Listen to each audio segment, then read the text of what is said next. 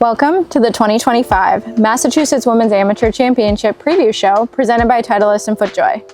I'm Nia Frederick with Mass Golf. Joining me today is Stephen Hanjack, and we're going to cover everything there is to know about the 122nd Massachusetts Women's Amateur Championship set to take place at Concord Country Club August 11th through 15th. All right, Stephen. So looking ahead, we've got 36 holes of stroke play Monday and Tuesday. 32 players will advance to match play Wednesday through Friday, and then we'll have Friday's final match live streamed on our Instagram. The 2025 champion will receive an exemption into the 2026 U.S. Women's Amateur Championship, and new in 2025, our stroke play medalist will become the winner of the Osgood Memorial Cup. So that's the lay of the land. That's what we're working with here. Let's get into our recent history and past champions, shall we? Sounds great. All right. So we're going to go backwards here the last 5 years. In 2020, we had Allison Paik at Essex County Club. She is not playing in 2025, however. In 2021, Katie Schernicker won at Plymouth Country Club. In 2023, Rebecca Scholar won at Dedham. And we cannot forget Morgan Smith, our two-time champion in 3 years at Orchards and at Taconic. You've been to a couple of those. I've been to, I think, one or two now, but what have you seen? Yeah, we certainly remember the more recent ones, but just hearing the names Allison Paik and Katie Schernicker winning in 2020 and 2021. From those two events, what stood out to me the most was the putting. I remember Allison Paik in that championship match. It just seemed like she was making anything from 25 feet, 8 feet, 30 feet, all around Essex County Club. I was bummed we didn't get to the 17th or 18th hole, the beautiful finish there at Essex, but a dominating performance there. And then thinking back to 21 and Katie Schernicker, I will never forget the putting performance she put on. She had to make like 70-footer on the 18th hole just to force a playoff in one of the earlier rounds. She made that, then she made a 12-footer after that and a 15-footer after that, and then of course she went on to win. So just remembering back to those putting performances is always a nice trip down memory lane. Yeah, and I mean, Rebecca Scholar, I think we just dove into the stats there. She beat Molly Smith in 22 to advance to the finals, losing to Morgan. She then beat Molly in the finals at Dedham to win. And then we had, obviously, Morgan winning in 2022 and last year at Taconic. So, yeah, really good lineup of past champions. I'm really excited to see what Concord gives us in this next championship here. So that's our, recent history of the event. But let's talk about the historical significance that's tied to this 2025 championship. Yeah, so we're really excited. This, of course, is our 125th anniversary year. So we're going back to one of the 4 founding members. Concord Country Club was one of those first 4 that helped found the Women's Golf Association of Boston. So again, we're in our 122nd Women's Am. A few war years there is why we're not on the 125th, but this is the first championship of our signature events that had ever been played. So we're really excited to go back to one of those host founding clubs. We're going to have a really special event on Tuesday, which I'll get into a little bit later, to kind of help celebrate that and mark the special moment in history.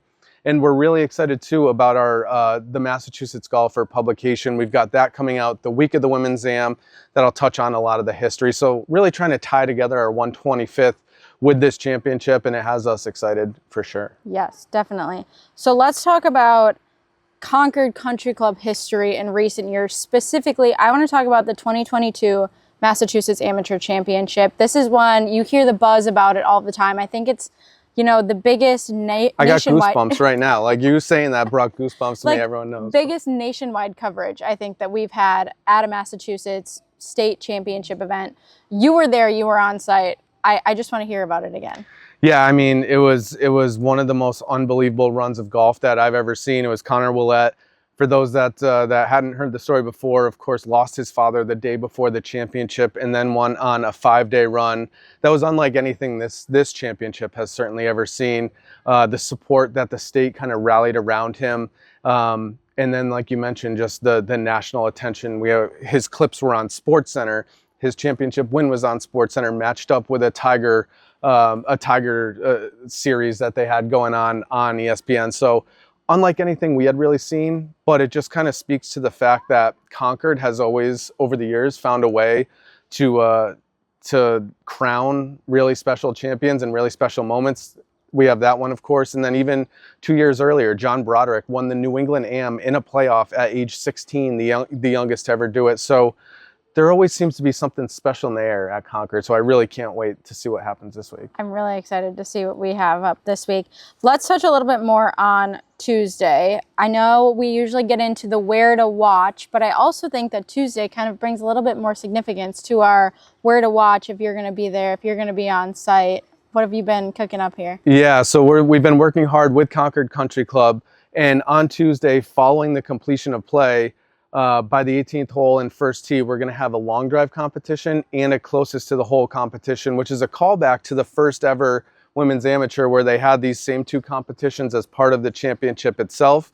I think the winning drive was somewhere in the neighborhood of like 150 yards. So I think we're going to see something a little farther. Of course, they're using a bit more technology these days than what they had then, but we're going to have that and a closest to the pin. And we've set up rope and chairs around the 18th hole, similar to what you would see at Augusta National, where we'll have the nice 125 chairs wrapped around the green there. So we're inviting folks to come down, watch the completion of play on Tuesday by the 18th hole, and then we'll have those two competitions right there in that same spot, hoping to make a nice little gallery, both for those competing in the championship and then those competing in this little one-off competition too. I'm so excited to see that. Yeah. Okay, so you've been to the venue before. Where do you suggest on the golf course that people go and watch what's happening, watch all the action on the golf course? Yeah, so some really good questions there, and I was sourcing with some of our staff too. It's a really, really hilly golf course, which will, probably play into the champion as well. So I'm going to say that up front, knowing that getting to some of these spots is going to be tough. So, if you're able to get to them, I might suggest them. But again, starting first at the 18th hole in first tee, you're going to be seeing the completion of matches, the starts of matches. We'll have the chairs there, and you can also get a peek around the corner to the 13th green, which is where we had just talked about Connor Willett. He made a unbelievable putt off the back of the green there that goes up off the screen, back on the screen, that made SportsCenter top 10. So a really cool spot right there that you can watch. But another good spot on the property is going to be right up above the first green. If you look over to your side, you're going to be able to see the par 3 15th hole. Then if you look over to your right, you can see the par 4 7th hole, which has a really demanding green. And then just in the distance, you can also see the 6th. So if you're looking to catch like a lot of golf in one spot, that's going to be one of those spots where you can kind of take in 4 holes worth of golf. A few other spots that kind of speak to the land movement that Concord has, that like what I think of Concord, I think of the second hole, this huge dip in the fairway. So it's a dog leg off to the right. And then it feels like it just falls into the pit of despair up the right-hand side. So you got to go check that out. And then right next to that is the 4th hole, which has one of the wildest fairways I've ever seen. It kind of reminds me a little bit of the 8th hole at Essex County Club. Not exactly the same dimensions, but a fairway that the first time I saw was like, oh my goodness, I've never seen anything like this. And then that too has a huge pit right before the green, almost like an island type green feel. So those 2 holes are ones that if I was going to see for the first time, I'd make sure that I get out to the 2nd and 4th hole. And then the last spot would be over, I guess, up atop the hill. There's this triangle of 10, 11, and 12. And they've done a lot of work in recent years. The 11th hole has this new waste area that kind of runs up the left-hand side, and they've cleared out a lot of trees. So you can really see down there. It looks really neat. And then, of course, the 12th hole, the par 3, they've done a ton of work there. Really unique, I guess, front to the green. It's got another swale. This seems to be a theme here. There's a lot of swales and land movement, but a really cool looking par 3. So those are the spots that I would check out if I was heading to Concord that week. All right. Well, you are heading to Concord. Yeah, well, I will. Week, so I will check out. We'll see where you are. Let's talk about a little bit more about the golf course. What do you think we can expect to see on some of those holes, on some of those demanding shots? How do you think the players are going to tackle different pieces of Concord? Yeah, if I think back to, the best comparison I can have is looking back to those that competed in some of those championships we talked about earlier. Driving the golf ball seemed to be a big deal with all this land movement. Having some good stamina over the week. Again, you're talking 18 holes Monday, 18 Tuesday, 36 Wednesday, 36 Thursday, and then of course Friday, and you're going up and down hills throughout the week. So I think those will come into play. I think getting off to a good start on one, it's a par 5. It's gettable, but it's a hole where you really want to start your round with a birdie, knowing that you've got some demanding holes following up. So like anyone, you want to start your round of golf with a good hole, and I think that especially holds true this week. All right. So we already kind of touched on who we were watching from our past champions. Besides our past champions, obviously Allison Paik is not in the field. Other players to watch, these are just from my notes. First and foremost, I will never forget last year, first 2 days of stroke play, Michaela Costello. She had a crazy hole out the first day on the 18th hole. And then the second day, I ran over to the green because I figured she was going to do something very similar, and she almost holed out again. Just like a little tap and birdie, just couldn't do it twice in a row. She was our 2024 medalist. I've seen her a lot around playing some really good golf. She's got incredible ball striking. I mean, I think it all comes to, like, she also plays soccer, right? She's got that like lower body strength that just like is unmatched when it comes to striking the golf ball and, you know, maintaining really good composure. Another one, Araya Sarong. She is the great grandniece of the 14th Dalai Lama, which I think just like stops me in my tracks every time I hear it. But she's the youngest in the field. She's 11 years old. We watched her play pretty well at the Baker earlier this year. And she was also the 2024 finalist for Drive, Chip, and Putt. So, you know, she's played some really good golf, had some really great experience and exposure to this game. I'm just kind of excited to come like see an 11-year-old play in this field. I think it's really exciting. And I'm sure, you know, there'll be some good play there as well. Obviously, we have our Smith sisters. We've got all three, Maddie, Molly, and Morgan in the field. Maddie, already a New England women's amateur and girls junior champion this year. She was the first to do both of those in a year, and then she came in second just recently at the We Met to sister Morgan. So we've got all three of them in the field there. Lillian Gullisarian, another name I know that just circles around. I will never forget her hole-in-one at Dedham on the 5th hole there. Absolutely insane ball striking, and she's just been showing up pretty well this year as well. And I'm so excited. Emma Abramson is back from her summer abroad. I'm so excited to see her back in action at our Mass Golf Women's Amateur Championship. But who else are you going to keep your eye on this week? I mean, you just said her name, and we'd be remiss not to remember back to what Morgan Smith said following her championship last year. So let's start by rolling that a little trip down memory lane. And a special thanks to Steve Hanjack. Thanks for filming us today, but I do have to say, never count Morgan Smith out. So yeah, safe to say I will not be leaving Morgan Smith off my list of who to watch. I've got a little twist to who I think will win at the end here, but obviously Morgan is not to be forgotten about. So she's, you know, one of the most dominant players in our state that this championship has ever seen. She's got a chance to join some elite company. She's got 2 Mass Women's AM championships. Getting a third would add her to a list of just 10 players that have won 3 over their career. So she's looking to take another jump into even more historic ground with a win this week. Wow. Last year, of course, I chose Molly over Morgan, and we seem to have this collision of Morgan, Molly, and Rebecca Scholar over the years. Yep. So I haven't seen as much of Molly this summer, so I'm really interested to see how her game is right now. But I'm never going to have Morgan and not Molly, or Molly and not Morgan on my watch list. And of course, you already talked on Maddie. So those two. Another person that really jumped out to me this year is Isabel Brazina. Obviously, she played really well last year, and then this year after we met, I couldn't get over how far she was hitting the golf ball. It kind of took me back. So really interested to see how she takes on Concord, how that length will help her in a bit of a longer setup here with a really good field. Who else do I have on my list? Megan Buck. Again, we're talking about driving the golf ball. Shannon Johnson and Megan Buck are always going to be on my list of great drivers of the golf ball, 2 that I'm going to want to see here.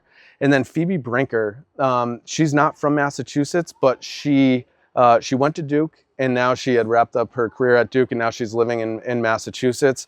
So we're talking about someone that played at Duke, who's played in the Augusta National Women's Amateur. We've got a bona fide superstar in our state now, so interested to see how she matches up with the rest of what we have to offer here in Massachusetts.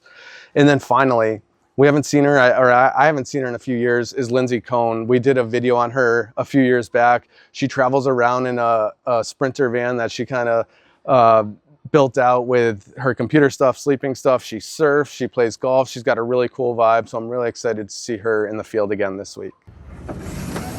Hi, I'm Lindsay Cohn. I'm a Mass Golf member, and this is my Sprinter van.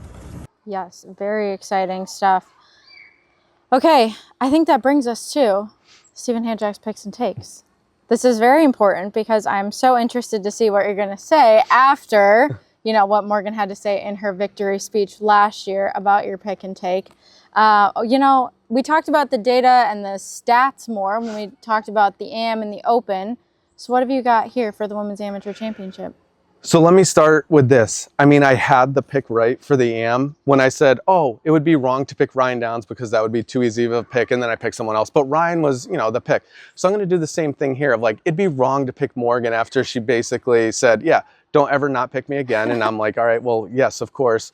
But she's the past champion, so it almost feels wrong. So why don't we put it like this? If it's not Morgan Smith, the person that I think it'll be is Rebecca Scholar. She's the only person that I could find in my research that has gone toe-to-toe with Molly, with Morgan. She's, of course, won and lost against both of them, but she's not unfamiliar to that territory. And I think taking on, I guess, really the trio of Smith sisters is really daunting of a task and really difficult. But she's someone that's done that. So if it's not going to be Morgan, I think it's going to be Rebecca. Of course, she's playing at the U.S. Women's Am this year. By the time you watch this, she may have already completed, but she's got the game to hang with them. So either Morgan or Rebecca, I'm going to kind of hedge there, will be my pick for this year. All right, that's a safe bet. That's a safe bet. Well, I mean, I think that covers all we have for our 2025 Massachusetts Women's Amateur Championship. I know it's a lot. I know there's a lot happening. It's going to be a great week. For those of you that would like to join us at Concord, you are more than welcome to check out all of the spots Stephen talked about on the golf course, to check out our exhibition matches on Tuesday. But we will also have all of the updates on our social media channels at Play Mass Golf, and we will also have information on massgolf.org on our Championship Central page, updated all week with our news stories, local news coverage, our social media posts, everything that there is happening at Concord this week. And I think that covers everything. This was our last one of the year. I mean, we made it. It's a little sad, but I'm really looking forward to this week at Concord, and it should be a good one. Yes, 3 signature championships. This is it. Last one, best one, right? So thank you all so much for joining us today. We'll see you next time. See you there.